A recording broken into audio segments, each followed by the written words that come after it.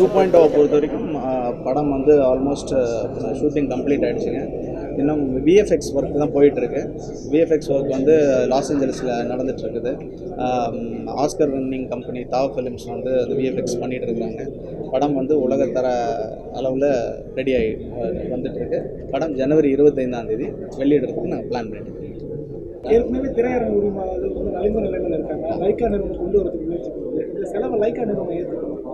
இப்போ ஏன் திரையரங்கம் வந்து நலிந்த நிலைமையில் இருக்குது, ரொம்ப நீங்கள் சிந்திச்சு பார்த்தீங்கன்னு சொன்னால் 2 முக்கியமான காரணங்க. ஒன்று வந்து மக்கள் திரையரங்கத்துக்கு வர்றது கம்மியாகிடுச்சு. இன்னொன்று வந்து பைரசி.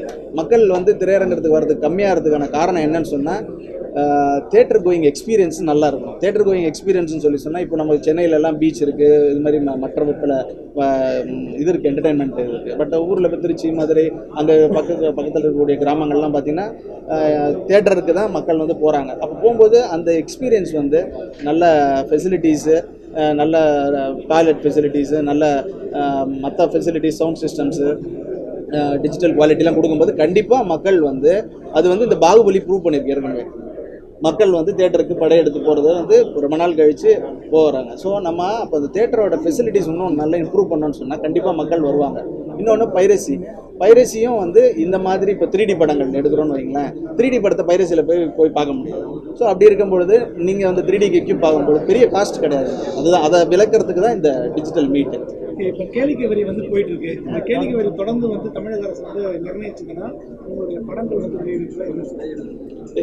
எங்கே லைக்கா மட்டும் இல்லைங்க, எல்லா ப்ரொடியூசர்ஸுமே பாதிக்கப்படுவாங்க. காரணம் என்ன அப்படின்னு சொன்னால் அதான் நான் சொல்லிட்டு இருந்தேன். ஜெர்மனியில் ஃபார் எக்ஸாம்பிள் வந்து சுவிட்சர்லாண்டில் கேளிக்கை வரி 8% தான், சைனாவில் 5% தான் இருக்குது.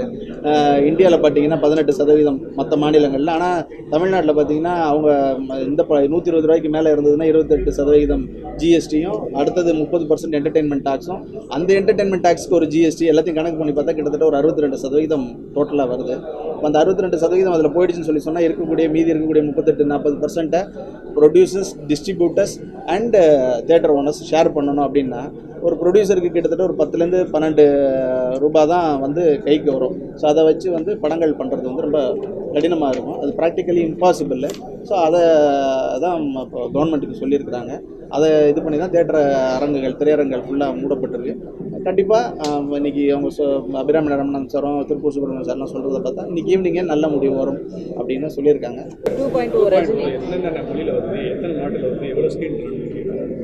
2.0 வந்துங்க இப்போது தமிழ், தெலுங்கு, ஹிந்திங்க, அதுக்கப்புறமாட்டி வந்து சைனீஸில் பிளான் பண்ணுறாங்க,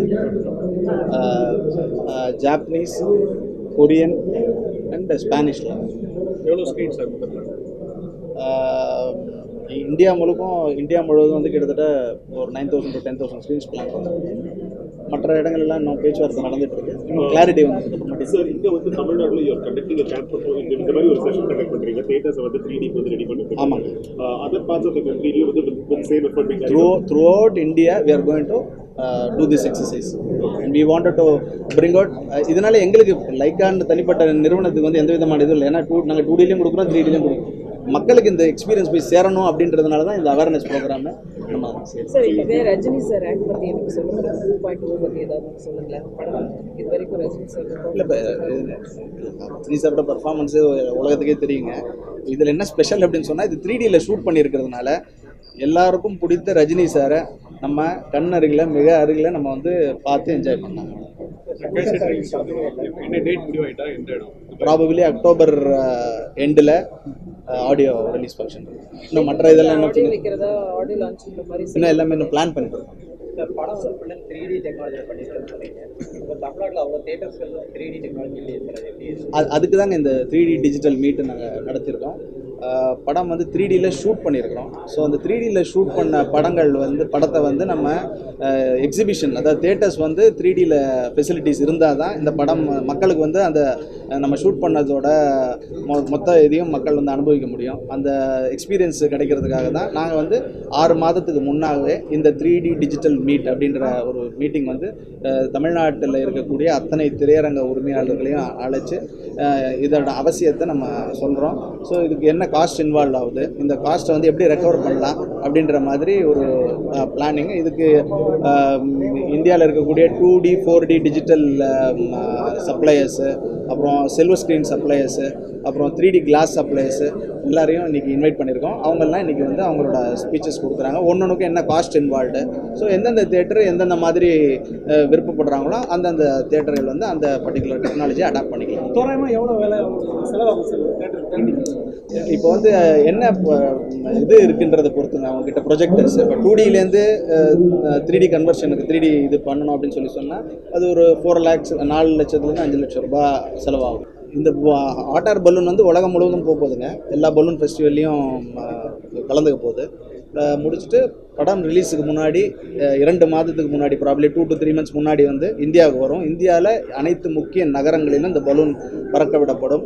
அப்போ பறக்க விடும் போது படத்தில் இருக்கக்கூடிய டெக்னீஷியன்ஸு, ஸ்டார்ஸு அவங்கெல்லாம் அந்த பலூனில் பறக்கிறதுக்கான வாய்ப்புகள் இருக்கும். அது மட்டும் இல்லாமல் நாங்கள் இப்போ ஒரு த்ரூஅவுட் இந்தியா, பேன் இந்தியா ஒரு கான்டெஸ்ட் மாதிரி ரன் பண்ணி செலக்ட் பண்ணப்பட்ட அந்த ஆடியன்ஸுக்கும் வந்து அந்த பலூனில் பறக்கிற வாய்ப்பு எல்லா நகரங்களிலும், முக்கியமான நகரங்களிலும் பக்கத்தில் இருந்தாங்கன்னா அந்த எங்கே பலூன் பறக்குதோ அந்த நகரங்களிலும் பறக்கிறதுக்கான வாய்ப்பு ஏற்படுத்தி கொடுக்கப்படும். சார், இந்த படம் தொடக்கப்பட்ட போதே 3Dயா இல்லை கன்வர்ஷன்? ஆரம்பத்துலேருந்தே 3D தான். 3D தான் ஷூட் பண்ணது. எந்த செய்தியிலையும் வரவே இல்லையே. இல்லை, நான் முன்னாடி இருந்து பல வாட்டி சொல்லியிருக்கேன். ஸ்டார்டிங்லேருந்து சொல்லி 3Dயில் தான் ஷூட் பண்ணோன்னு நான் ஆரம்பத்துலேருந்து சொல்லியிருக்கேன். எனக்கு நான் கேட்குறேன், எந்த பத்திரிகையிலையும் எதுலையும் வரல. ஆரம்பத்தில் 3Dன்னு பேசப்படுங்க என்ன சொன்னீங்கன்னா கன்வர்ஷன் பண்ணலாம் அப்படின்னு சொன்னாங்க. சம்மந்தப்பட்ட கண்ணாடிக்காரிடம் எடுத்துக்கிட்டேன், கன்வர்ஷன் பண்ணலாம் சார் அப்படிங்கிறது. இல்லை இது ஆரம்பத்துலேருந்து 3Dயிலே ஷூட் பண்ண படம் தான். ஸ்டார்டிங்லேருந்து டே 1லேருந்து கம்ப்ளீட் ஷூட்டிங் வந்து 3Dயிலே ஷூட் பண்ண படம். அப்படி பேசும்போது சொன்னீங்க, புதிதாக திணிக்கப்பட்ட போடப்பட்ட வரி கேளிக்கை வரி. சினிமா ஆரம்பத்தில் தமிழ்நாட்டில் 50 வருஷமா இருக்குது கேளிக்கை வரி. இப்போ புதுசா போட்டது 2D டிஜிட்டல் மீட்டை பற்றி பேசுவோம். அது டைவர்ஷன் வேணும். இல்லை, அது நிறைய பேர் இருக்காங்க. இல்ல பதிவாக என்ன அதாவது ஜிஎஸ்டி வரி என்பது இப்போ போடப்பட்ட வரி மத்திய அரசால. ஆனா கேளிக்கை வரி என்பது தமிழ்நாடு அரசால 50 வருஷமா இருக்கு. கேளிக்கை வரி அது இப்போ உள்ளாட்சிகள்ல இருந்துச்சு. அப்புறம் முதல் கலைஞர் ஆட்சி 40 வருஷம் இருந்துச்சு. அப்புறம் எம்ஜிஆர் 20 வருஷம் குறைச்சாரு. இப்போ சமீபத்தில் உள்ளாட்சிகளுக்கு நிதி பற்றாக்குறை காரணமாகத்தான், இது அமைச்சர் சொன்ன தகவல் காரணமாக தான் கேளிக்கை வரி போட்டிருக்கு. ஆனால் கேளிக்கை வரி புதுசாக போடப்பட்டது அல்ல. பேசப்பட்டவங்க எல்லாருமே ஜிஎஸ்டி ஆதரிக்கணும், கேளிக்கை வரி எதுக்குறோம் போட்டு தப்புங்கிறாங்க. அது எப்படி நியாயமாகும்? அது உண்மை இல்லையே.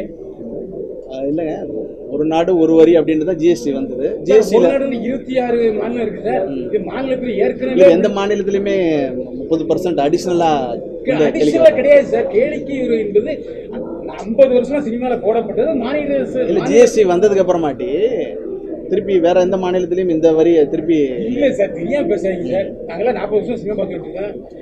சரி, நீங்க அதுக்கு பெட்டர் பர்சன் உள்ள இருக்காங்க. அபிராமி ராமநாதன் சார் இருக்காரு.